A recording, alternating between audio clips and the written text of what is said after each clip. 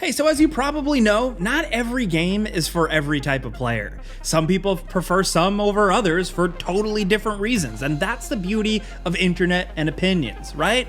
People are divided. But today, it's over something a bit more harmless like video games, so we're gonna keep it civil here and take a look at 8 games that are divisive. We've gone through our comment sections and social media and found some recent games that are both loved and hated, depending on who you ask. Like I said, we got 8 games, so let's get started off with number 8 and shock some people and talk about Death Stranding. Yes, Hideo Kojima's newest game is either considered like his magnum opus or an overrated, boring walking simulator. You could chalk this up for a variety of reasons. I mean, in Death Stranding, the story, some might say it's half-baked or just kind of really zany for the sake of being zany and almost to the point it's being incoherent. Or if you read between the lines and really look at the deeper meaning, it's fascinating and super interesting. Then with the gameplay, you can consider it like a really interesting new take on navigating environments, engaging in the game's physics and manipulating objects to get them safely, and really take advantage of that whole community building thing where the game actually builds out the more you add to it and the more other players add to it in really creative ways. Or you can look at it as a game that barely has any combat, and the combat it does have is really not very exciting. And straight up, the rest of it is just kind of walking around, trying not to fall down, just to deliver packages to NPCs who are just kind of like text box or holograms and not really anything else. There's not a lot of characters or really anything going on here. There's plenty of people in the middle here too that I want to acknowledge that think like, yeah, it's pretty cool. It's got some problems. It's a little half-baked in the ideas department, but it's just funny to see the divide of some people thinking it's the most brilliant thing and then some people who thinks it absolutely sucks. I don't think the people that don't like it are saying it's like the worst game ever made or the worst game of the year released or anything like that, but Death Stranding is just definitely exactly what I said at the start, a game that is for some types of people and not other types of people. Really comes down to your personal tastes. Now, next over at number 7, we have another interesting one, and that is Scorn. Now, Scorn is a bit of a messy game. Feels a little short, almost feels a little unfinished, not like it's like a broken game, but the fact that it's brief and it kind of cuts off just when it starts to get interesting. It's got combat in it that's kind of just tossed in there and is not satisfying at all. But on the other hand, you can argue that it is a really cool, moody, scary, atmospheric love letter to some incredible and over-the-top sci-fi horror art styles, and also just a throwback to good classic PC gaming with puzzles and stuff that just really doesn't hold your hand and you just kind of have to figure it all out. This is one absolutely where reviews are a little all over the place, but also if you go to the comment section in reviews, you're gonna see people that think it's pretty cool or people that kind of just thought it was a big waste of time. Personally, I love the art style, the atmosphere, and the difficulty enough to really kind of enjoy it and be interested throughout, but I get why people weren't really happy with it. It does also just suddenly kind of end, and there were talks of the game being much, much longer. The developers apparently had a lot more intended for this one, but unfortunately, I guess it just didn't really reach the heights it could have. Maybe we'll get a Scorn 2. Who knows? What would a sequel to this game even be like? I don't know. Next over at number 6, another recent one that had people pretty divided, it's Gotham Knights. This one is all over the place, and you can't really pin it down as just like the critics feel one way and the fans feel another way. Whether you look at the Metacritic or comments, everybody seems to be really all over the place with this one. Personally, I did not like Gotham Knights. It felt like a live service game, but with a lot of the live service stuff actually taken out of it, and what was left is kind of like an undercooked story and an open world that was pretty lifeless and lacked any activity, all surrounded around combat that, like, if that's the one thing you're doing, it needs to be really good, and I didn't find it too compelling, especially considering a lot of the cooler moves and navigation stuff were locked behind a pretty long grind. Not to mention the fact that, like, the story, the concept of like killing Batman and leaving it all up to the Bat family was a really cool idea, and it was totally wasted, totally underutilized. I really didn't think it was that great. You look at some reviews though, and they absolutely trash it even harder than I did, but then you find the occasional person that was just really itching for a Bat family game, and they're just happy that they can run around and punch dudes as Nightwing. And you know what?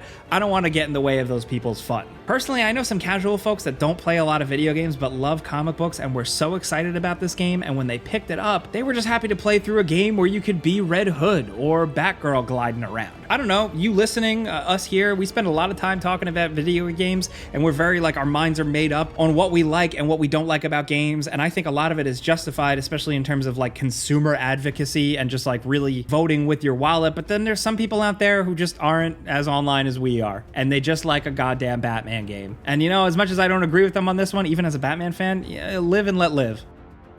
Next, over at number 5, we have Cyberpunk 2077. Now, I mean, this one for a variety of reasons. We've talked it to death.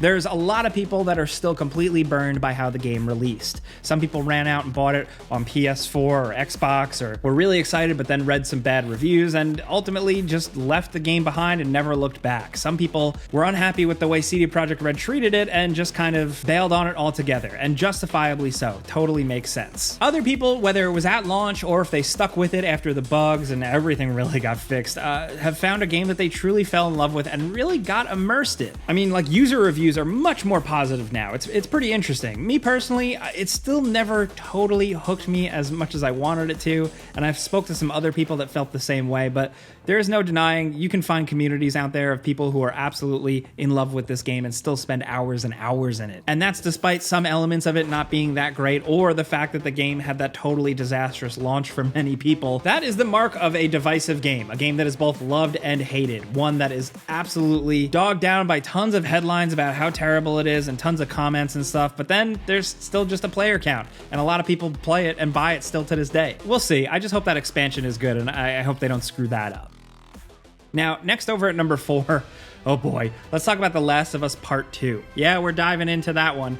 This one divided people, specifically, mostly, I think, for the story, the way it was handled. Some people really didn't like the treatment of characters, the focus on different characters, or really just what that story was trying to tell and how it specifically landed. For some people, it just didn't stick the landing. For some people, they were out from the start, specifically because of the death of Joel. This game made the choice to bail on Joel, kill him, and use that as a thing that has lasting impact on Ellie, who you end up going to play through the game as. But then you don't end up playing through Ellie as a lot of the game, because they pull a Metal Gear Solid 2 Raiden thing, and you're also playing as Abby, the person that killed Joel. Some people were pissed that Naughty Dog would dare kill off a character like Joel. Some people were happy to play as Ellie, but then weren't as happy to just play as some other random person. Other people just point out that this story is so relentlessly bleak, even more so than the original Last of Us, that it kind of lost what that original game was trying to tell. Me personally, I just felt like it went on a little too long. It kind of felt like it dragged out. But regardless, people either think this is the game of the year it released, or they dislike the story to the point where they just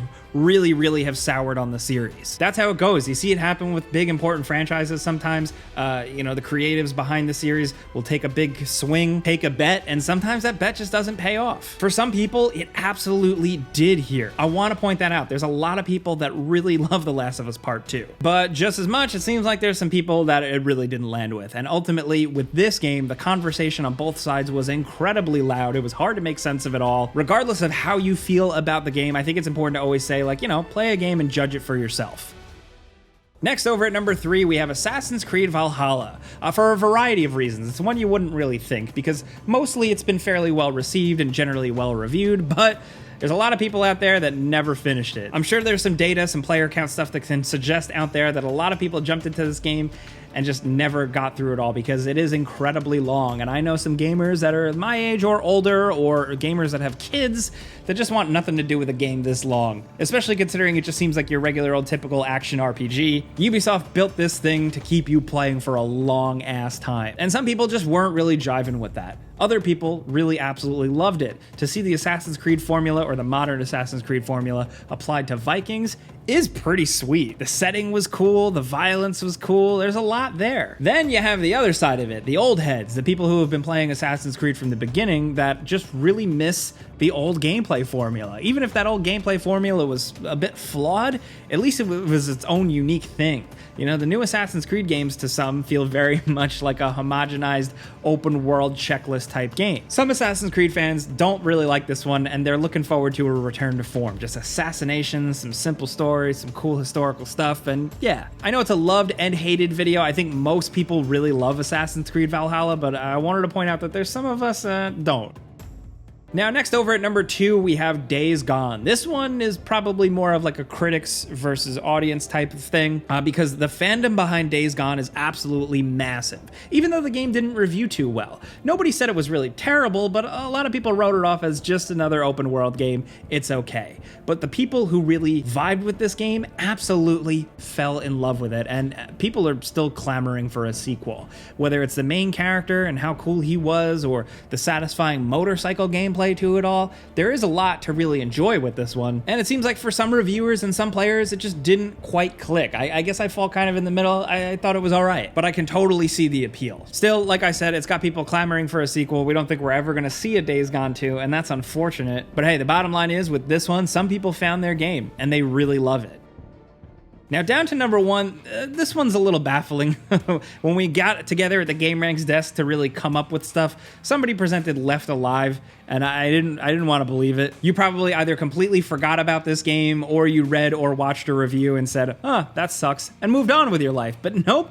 Believe it or not, there's a lot of people out there that really like this game. I look at the Metascore. Look at stuff on Metacritic for like the PC version, the PlayStation version. The PlayStation version, 37 Metascore, 8.2 user score. The PC version has a 40 Metascore and an 8.5 user score. We don't always see a divide that often, and the user reviews are filled with people that really enjoyed this game that I personally and a lot of people found totally busted and weird and boring, with some forced stealth that wasn't exciting, some really awkward cutscenes and action moments, and I don't know, maybe it's the mech stuff, or maybe it's the fact that Left Alive was based on the Front Mission series, like it's in that world. Maybe the Front Mission people showed up for this one and they love it for what it is. But just looking at the user reviews, you see wonderful game, remarkable political story, the perfect representation of how great games are made with the right ideas, great story, great soundtrack, great gameplay, can easily compete with the best games of this genre, really great on many fronts. One of the most energetic, tense experiences of this generation. I don't know if it's bots at this point. It's kind of funny that we stumbled upon this, just wanted to point this out. It seems like Left Alive is a game that is both